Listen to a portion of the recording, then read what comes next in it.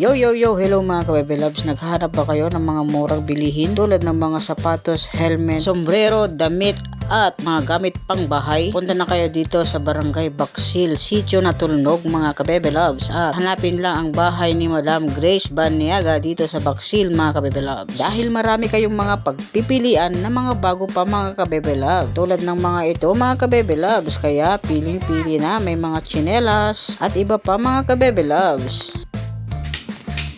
Ito mga kabebe loves, meron pa silang mga bag. Ito mga bag nila mga kabebe loves. May kumot, ayan o. Meron pa silang maliit na lutuan guys. Ayan o. Ito yung mga ano ng bike. Ayan, meron silang pag BP. O meron din map mga kabebe loves. Ayan o, yung mga bowl.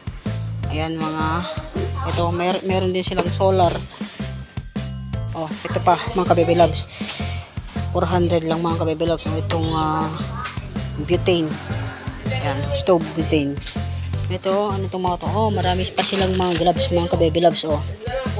Punta lang kayo dito sa Barangay Baksil, Sitio Natulnog.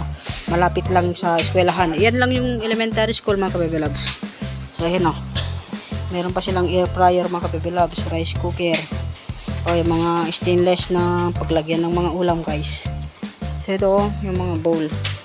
Meron din silang mga ano na yun, mga airpod oh. Yung mga wireless airpod. Ano to? Ito yun.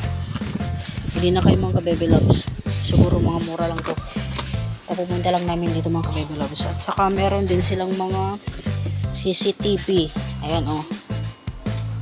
So, punta na kayo mga kabebe loves. Hanapin nyo si Madam Grace Baniaga. Dito ang kanilang bahay mga kabebe loves. Barangay Baksil, Sitio Natulnog.